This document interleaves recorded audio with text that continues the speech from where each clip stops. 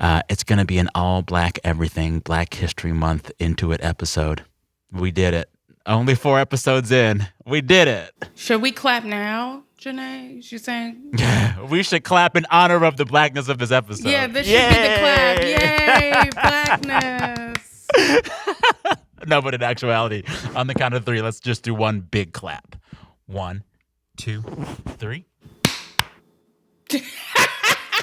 What was that face? What was that face, That Mr. was Love? so off. I was hoping it didn't happen. I was off. Sorry. Wow. That was like the least black thing I could have done in that moment, honestly. Hey, I'm Sam Sanders, and this is Into It from Vulture. And for the record, Tirhakah did clap on the 1 and the 3. I really was on the 1 and 3. It was kind of sick. Also, is it gonna end up being like the shortest episode of all the episodes because it's the Black History Month episode, or are we gonna actually like? Anywho, I guess it's about time we tell you who I'm even talking to. Hello. I'm Angelica Jade Bastien, head film hater in charge, also known as being a critic.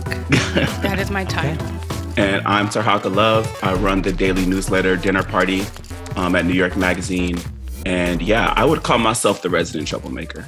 Oh, I love that. I love that. With that, I am so glad to have you both here to play a little game that we have been calling Into It, Not Into It. The little twist at the end of this game is that I decide the winner or loser based on how much I liked the contestants' opinions. Ooh, damn. This is hell on earth, yo. Okay, then I guess we're doing this. We're doing this. Let's fucking go. There are no buzzers. There are no timers. There are no rules. As soon as I begin to talk about a story, feel free to comment and tell me how you feel. Number 1, are we into or not into Steve Martin? Angelica. Just in general. Like in general? This is the first of several questions on the theme. Let's start here, though. I know I made like a face that I wish listeners could see because I was like, this is the first fucking... I mean... It's part of the first question. I mean, it's like Steve Martin, you know what I mean? Like, I appreciate him, but would I say, oh, yes, I'm into it? No, I wouldn't because I literally never think about him. So, Okay. Sorry. All right, that's okay. Mr. Love, Mr. Love, what about you? Listen, here's what I'll say. I know that Steve Martin has been in the air, like in the atmosphere for like 60 years. And that's like longevity in a way that's like really, really respectable. You know what I mean? That's but true. what I will say is that I have watched Bringing Down the House. And I watched that movie actually again recently. And yeah, are there some really weird racist jokes? Absolutely. Mm-hmm. But does that shit hold the fuck up? Yes, absolutely. And Steve Martin, granted, isn't the best part of that movie, maybe not even the second best part of that movie, but he is in that movie, and that's what's up. Like, he is a crucial part of Black culture simply because of being opposite Queen Latifah. So neither of you were really into Steve Martin, which means the final part of my question for this first entry in the game, it's not going to matter to y'all at all. Are y'all into or not into Steve Martin saying that his role in Only Murders in the Building might be his last role in a TV show or movie? Oh, but y'all don't care. I don't think y'all care. Does he think that's really a good idea? Oh, I'm sorry. Oh, my spirit is black. Oh, you know? Damn. Slander. Wow. Okay. Light him up. Wow. I'm just, oof.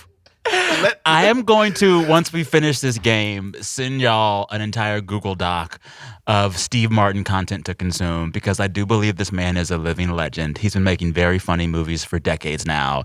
He also had a musical career, and I think he's good in Only Murders in the Building. I should be recording this right now. Well, right now, the only thing that matters is that there's a killer on the loose if we're right. And he could be living somewhere in our building. Oh, that is a very good line.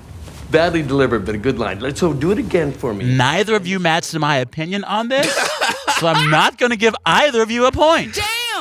Damn, dog. Sometimes it be like that. Yo, we really making history. It be like what? that. Has this happened? Our hater powers.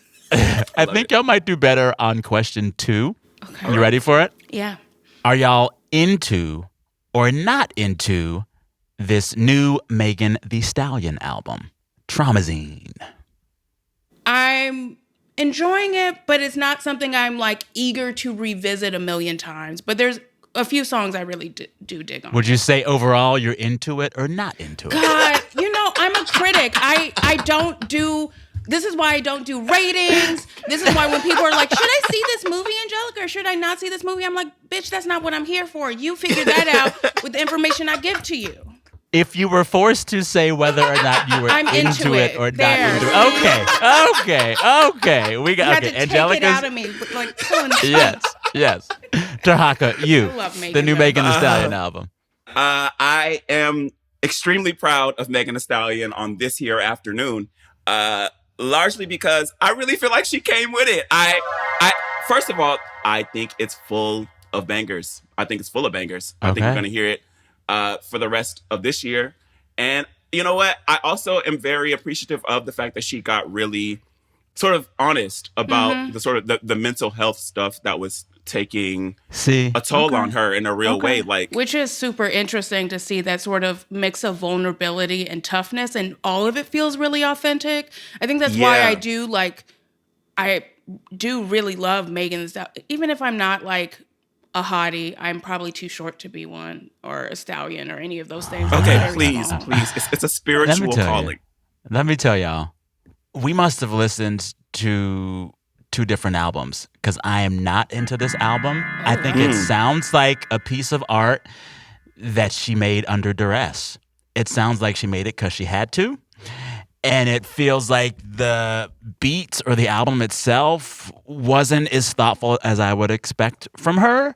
So the backstory on this album. For years now, Megan Thee Stallion has been fighting with her record label, 1501 Certified Entertainment. She's taken them to court, I want to say more than once. She says that they're stiffing her on payments. She has been saying for a while that she wants out of her deal, but she's still kind of stuck and has remaining obligations. And when I know that and hear this new album, it sounds like this is just an album she made quickly to get out of this contract as quickly as possible. And I don't like it when artists I love are having to make art under duress. I'm not into it.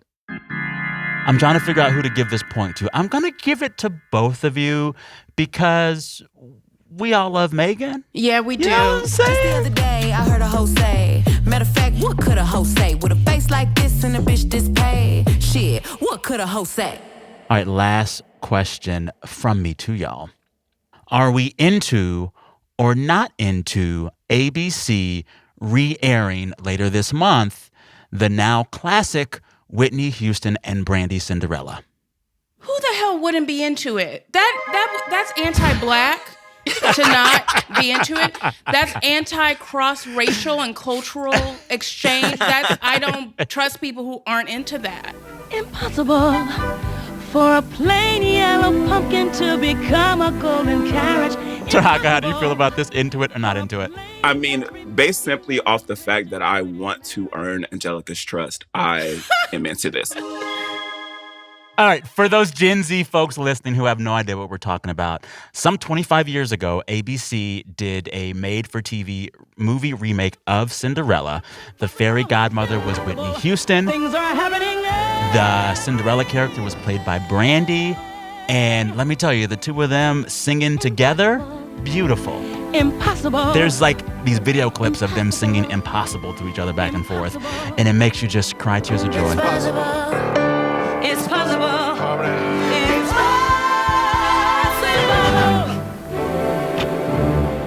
So kids, when it comes back on your TVs, watch it. Although, I mean, am I going to find a way to watch live TV to watch this? I know. I was thinking about that too. I was like, wait, okay, we'll figure it out.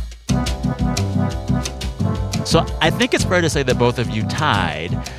To determine a tiebreaker, the person who wins, it'll be the person who can name more than one Steve Martin movie. What is that one where he does? Bringing Down the House. That's well, one. besides Bringing Down the House. Pink Panther. Woo! You win. There you go. Tiebreaker.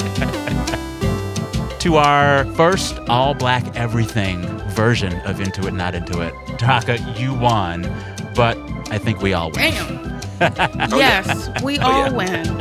Oh, yeah, for sure. Also, Steve Martin, I love you. Okay, we're done now.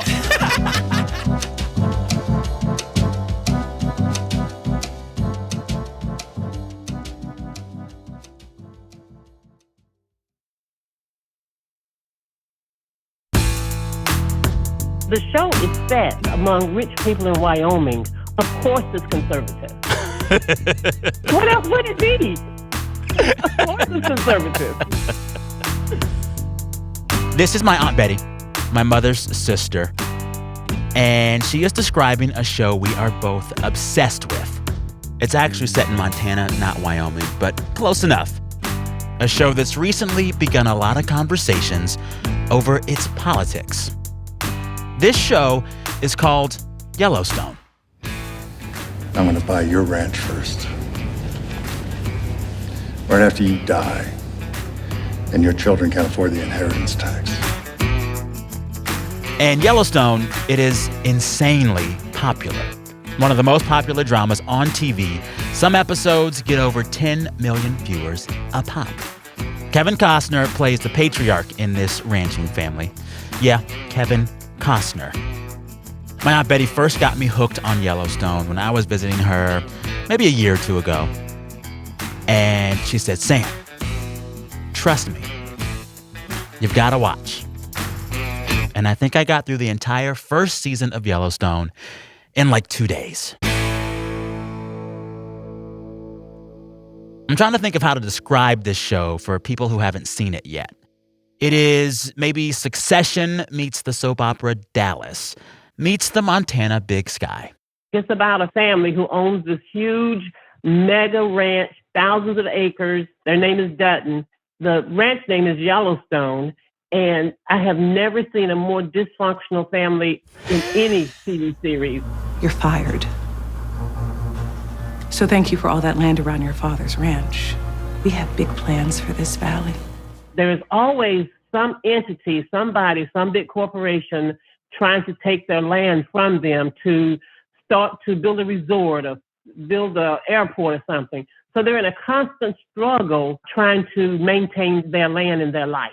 And they will do anything to maintain it. Listen, they will hook and crook and kill and steal to keep that Yes. ranch together. It's kind of wild. Yes, they will. It's funny. Some of the chatter around this show, Yellowstone, is about how the audience of this show leans politically.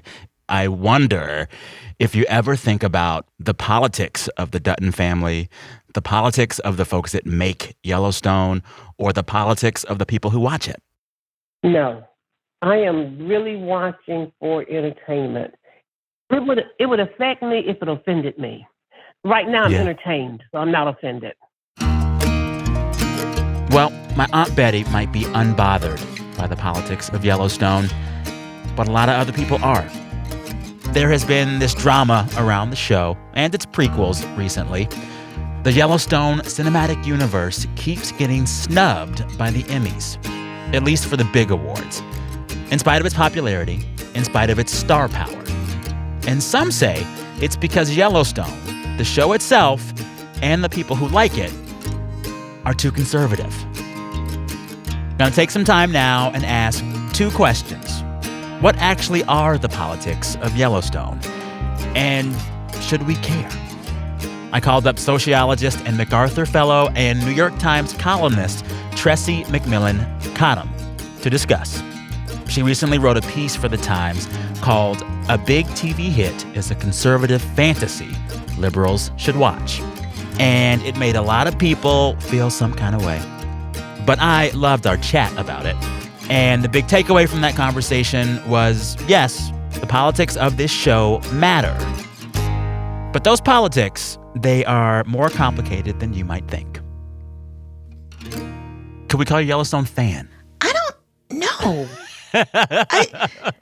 I've watched better. I have definitely watched worse. Okay. I don't know if I'm going to watch it again, however.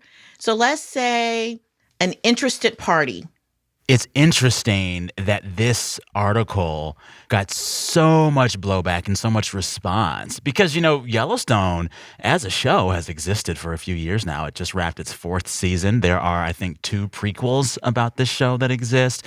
What made you want to write it now? The show is now much more than a show. When you start talking about prequels and just the scale of this show, this is a universe. So when it is more than just a single creative property, when you start building out prequels, you're not just then trying to capture people's imagination for the hour a week. You want them to think of themselves as being part of a world. Yeah. Right? And so my question's about the success and popularity of that world. It suggests that there are a lot of people who are getting something that they need from that universe. And when you think about our political polarization in this country, when you think about how we form our identity against the backdrop of all that polarization, a show that is hugely successful, millions of people who cannot get enough, not just of the show, but of its prequels and its other content, they're not usually just watching because of the storylines. You are then tuning in because you are getting some sort of return, some sort of emotional return. And because the show is very popular with conservative viewers, not just conservative viewers, but it's a conservative show that does really well in what we call red states, that meant there were people who tend to be thought of as isolated in the political world who are getting something and desiring something from the cinematic universe. And I found that very fascinating and a window into how we think of ourselves in our everyday life, especially for a group of people that we don't talk probably enough about in complex, nuanced ways when it comes to politics and identity politics. What do you think folks like that are getting from this show? I mean, we can't get away from the powerful appeal of nostalgia. This is a show weeping with nostalgia. Oh, yeah. This ain't checkers, son. This is chess, and you're about to play it with masters. And these people, they're going to twist you into so many knots you won't know where the truth begins and your future ends. Kevin Costner alone is a nostalgic figure. Oh, yeah. He's playing a quintessential character in American pop culture. The Western has always symbolized how America wants to see itself. Ambitious, rugged individualism. The westward expansion is really just an American fantasy about how you can acquire land and power and wealth without any political downsides. And so I think we're having a very romantic conversation with people who feel like they are losing, quote unquote, their country.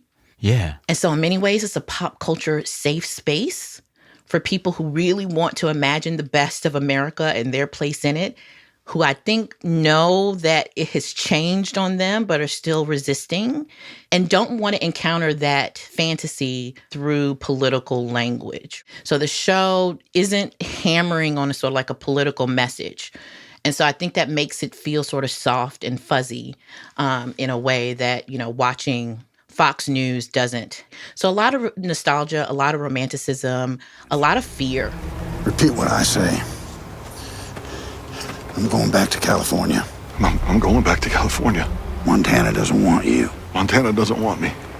John Dutton, the main character, that's Kevin Costner's character, is just driven by a lot of anxieties and fear. And I think he is a bit of a Rorschach for a lot of people who are feeling fearful about social change in this nation. And he's facing it in a way, with bravado, with guns, with money. With money. That is the American fantasy, right? If there's something in America you don't like, what do we tell people? Well, work hard, make enough money, and buy your way out of it. There you go. And that's what John Dutton promises. Yeah.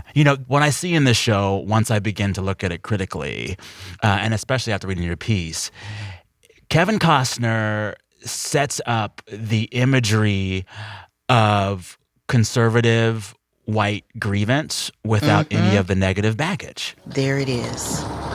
This is America. We don't share land here. I think so much of the narrative around the plight of the quote-unquote white man as preached by, Fox News is that, your country is under attack. They're taking everything away from you. They're taking your taxes. They're taking your right to say what you want to say. They're taking your jobs. They're taking this. They're taking that. You are under attack and your way of life is under attack. But it is constantly criticized as just, old white people with grievances and y'all should just shut up. But when it's packaged in the packaging of Yellowstone, it's a powerful, charismatic, beautiful actor named Kevin Costner wearing that grievance for you. And it almost makes it feel more palatable for everybody when it comes in that kind of package. But I do think it is a kind of homage to the idea of like white America's last stand. Absolutely. I was speaking with someone, a scholar of such things, and he said, this is what the Western genre is. It is about a white imagination, where the white imagination goes to play with the alternate versions of itself. This show in post-Trump America, the political backdrop of white grievance and white reclamation that we are undergoing, this sort of clawing back of the culture, the culture wars, this clawing back of democratic social institutions, schools, voting, electoral politics, trying to claw that back to a sort of like mythical 40, 50 years ago when those systems worked better for white Americans than they did for non-white Americans. All of that in this moment makes this a very different show to me. Making then white grievance not the gray-haired, paranoid character that, we mock on social media and more liberal media and prestige media. It is a counter-narrative to the sort of manic white grievance that we see in the news. It is a white grievance that you can feel good about. Because they've softened some of the edges. You write in your piece, it's not exactly just a conservative show. There are portrayals of Native people in this show, and it is not trying to stereotype them. It's not the best portrayal, but it's not the worst. There are queer people in this show, and you have in this conservative white family led by Kevin Costner's character, people who aren't outright racists, they embrace people of color on the farm, right? So it is not nearly as harsh and combative as the version of white grievance that we see in Fox News. They imagine that, listen, I don't hate people who are different from me as long as they are trying to live like me. So the co-option of diversity throughout Yellowstone is one of the most fascinating aspects to me because visually it is a very diverse show. You've got a full slate of Native American characters, and I want to be specific here, not necessarily Native American actors. I think the Native American community would want us to note, but Native American characters who have their own settings, their own backstories, their own politics. That's pretty rare in a prestige television show. Yeah. And they are offered up as being at least as complex as the Duttons. You've got Black cowboys. There you go. Which I always love to see. Yes. Listen, I'm a big fan of Black cowboys. So I also love to see it for many reasons, Sam. Yeah. For many reasons. They were the original cowboys. I like seeing the Black cowboys, okay? And so, you're getting all that visual eye candy. It is gorgeous. It's shot beautifully, right? All of these people are getting good lighting and good costume design. So it's amazing visually. But the politics of having that kind of diversity is very cosmetic, which is the preference of white identity politics, which is said for liberals to call us racist when we accept all people. This is the American principle of a melting pot, right? But always with the assumption that you will aspire to be like us. Yeah. That is actually more of a conservative principle than having just outright blatant racist. That, to me, is how conservative politics actually operates in most people. And so the show is actually, I think, quite sophisticated in offering up a conservative politics that looks more like the nuanced way that people actually experience it than the sort of firebrand of conservative politics that we usually get. Oh, yeah. And I think when I apply any frame of like meta-analysis to Yellowstone, it's really asking what Americans can and should think of institutions. I think you see this family that says, in order to defend our territory, we cannot rely on any institution to do so. The cops can't do it. The courts can't do it. The government can't do it. So either we do it ourselves or we co-opt those institutions towards our own ends. And when I think of it that way, it's like, oh, this sits right next to a lot of framing of political discourse happening in conservative politics right now. There's a question of the role of the institution in American life and whether or not we should rely on institutions or dismantle them. And Yellowstone, whether we want to see it or not, is a part of that conversation and is in conversation with those ideas that politicians are talking about right now. Absolutely. I say that Yellowstone is a powerful cultural object in large part because it does not feel like a political object to millions of people. That says to me that when you tuned into that show and you see that extreme apathy towards social progress and the institutions that have made it possible, then you have on some level already accepted that frame that social institutes are failing, that they are going to continue to fail, and that the logical response to that failure is not to shore up those institutions. That would be the more liberal interpretation, I think, of a Yellowstone, especially in prestige television. I think if it was truly a liberal show and aimed at, liberal politics, it would be reformation, right? That's just a foundational liberal principle. The conservative principle, however, of Yellowstone is exactly that, withdrawal. It is to withdraw from the social institutions and to double down on the family as the only thing that can save you. There you go. That's it. Yeah. Well, and like what I found so interesting in the discourse around your piece and people talking to you in social media about whether or not they watch Yellowstone, it seemed as if some liberals only felt comfortable telling you that they watched Yellowstone through private DM. Yes. One woman said it was a very long DM, wanting to justify and explain away and how I needed to understand that she was a true progressive. I think she told me who she had voted for. And then she said, and I can't say any of this on social media because I have a job.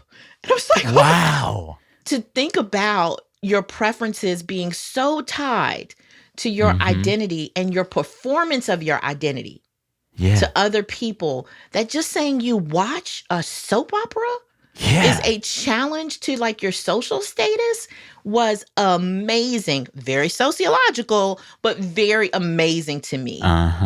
I will say it is so interesting to see the response to your piece on Yellowstone and the response to the show itself feel so polarized because you argue in the piece, and I think it's true of the show, it's not that cut and dry. It's not just stereotypically conservative. It's not just anti-elite. In fact, it has some media elites working in and on this show. Taylor Sheridan, who made this show, was up for an Academy Award a few years ago for a film that he wrote. Which, let me tell you something. Taylor Sheridan, I think one reporting, has a spread in Montana that is the size of like Manhattan. Exactly. He's elite. He's elite. You know who I now think of Taylor Sheridan as being the parallel to? Who? I think of him as the white person's Tyler Perry. Did you hear my jaw on the floor right now? Yeah. Did you hear it drop? Please unpack this for me, please. Well, they've both identified an audience that feels isolated and rejected by mainstream popular culture. They have invested a lot of creative energy in building a whole universe of characters for that audience. And they take a lot of pride in being outsiders in the mainstream Hollywood system. Now, now, I think Taylor Sheridan has better wigs on his sets, hands down. Well, that's a low bar. That's a low bar right there. Exactly. And he's definitely spending more money on his shows than I think Tyler is spending. But I think as far as what like brings their audience to them and makes their audience so loyal and brings out the same sort of shame and embarrassment among people who feel like they shouldn't be watching it, They share that. They have that in common.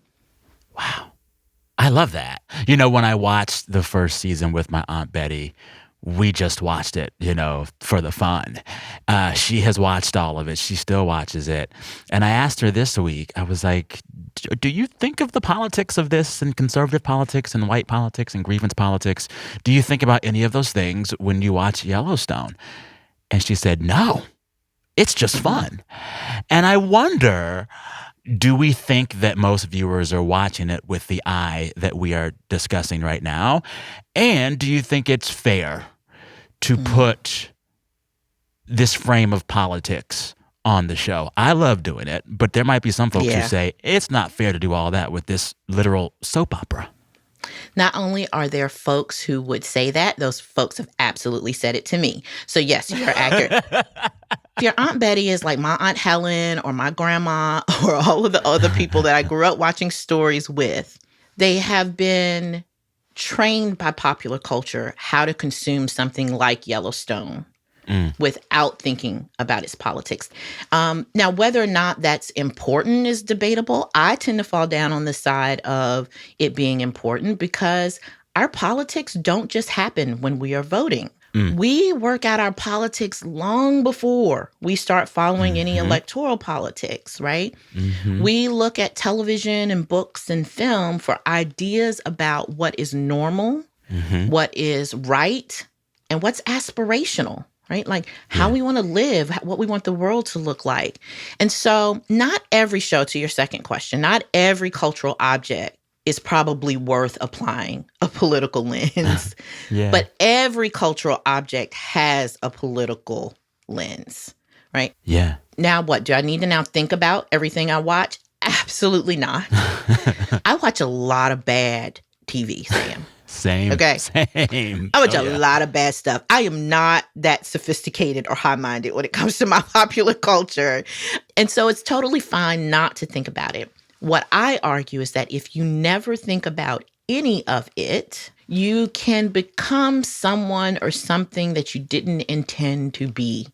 So what I say about Yellowstone is it's all right not to think about it, but maybe every once in a while after you've binged a few seasons, maybe you ask yourself something like, hey, am I feeling a little bit more libertarian today than I was a couple of weeks ago? Yeah. Right? Yeah. Am I feeling a little bit more or less disgusted with gun violence than I was a couple of weeks ago? Right? Have I become numb to sexual violence against women because I've been watching rape scene after sexual violence scene after molestation scene, you know, for days on end? Like that's what pop culture can do to us if we don't think about any of it ever. So not only is it fair and reasonable to do it, but I think that if we care about the world that we live in, and I admit that that's not an assumption I should always make, I think that we have to think about it sometimes. Oh, yeah. My last question for you.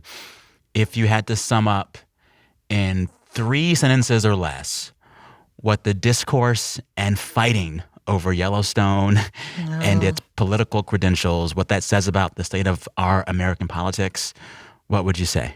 So 1, our culture is as polarized as our politics. Yeah.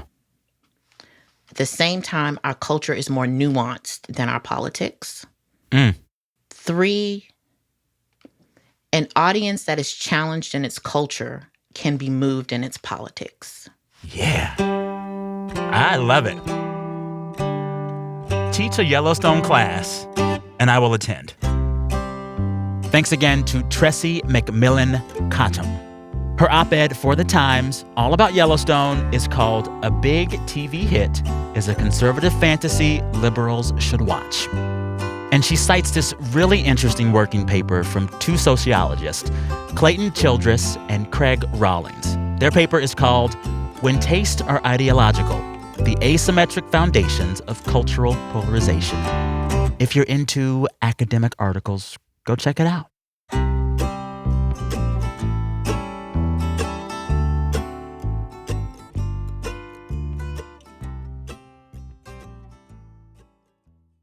Culturegeist. Culturegeist. You're listening to Culturegeist. Culturegeist. I don't know, y'all. And now to a segment we're calling Culturegeist. About all the things we can't stop thinking about. The culture that's haunting you, haunting me, haunting all of us, for better or worse.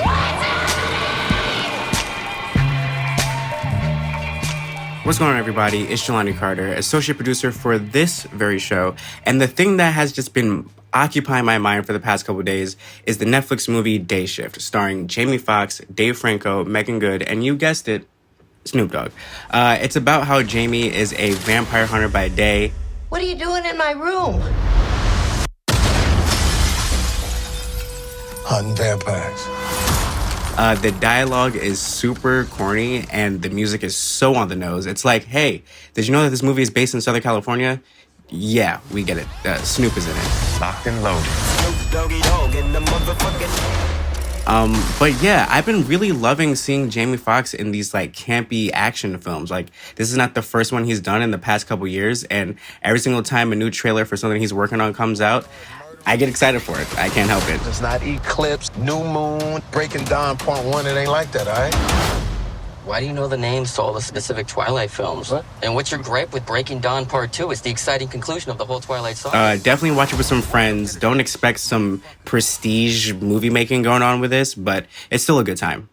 Hello, my name is Herschel Pandya, and I cover comedy at Vulture.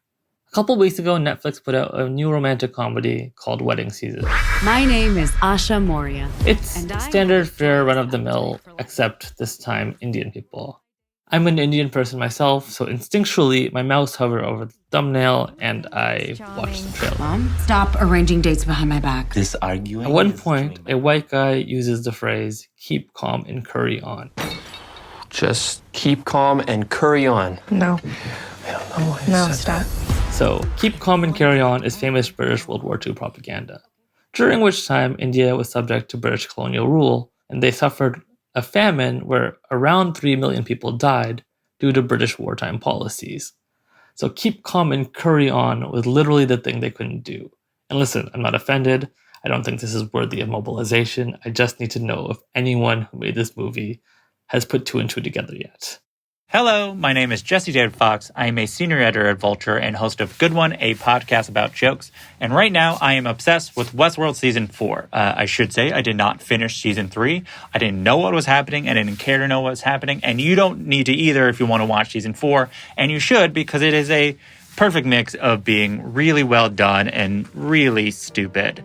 And it's best captured by Tessa Thompson, who is giving a full Disney villain performance all season. Too slow. Give me something with a little more pep to it. You know, on its face, this season's about, I don't know, the perils of technology or something, but it's really about what it's like to be an actor whose character is underwritten and muddled, and you still need to be entertaining. They are experiencing God. The problem is, God is bored. Tessa leans into the bad writing to reflect her own character's uncertainty over who they really are. Bored. Or whatever. It doesn't matter. It's just Tessa Thompson, like, walking through the future. And it's nice to see the west side of New York City accurately portrayed as a dystopian nightmare. So that's it. Westworld Season 4, Tessa Thompson. It's good. Goodbye. Thank you. This is Jesse. Thanks again to Jesse David Fox, Herschel Pandya, and Jelani Carter. Listeners, my Culturegeist this week is the new album from Sylvan Esso. It is full of what Sylvan Esso fans know and love from this duo, but the final track, called Coming Back to You, is this wonderfully haunting ballad. I'm coming back to you. It feels like you're having this cathartic cry in the middle of the club on the dance floor, but it's not sad. It is the best end to an album I've probably heard so far this year. No offense, Beyonce.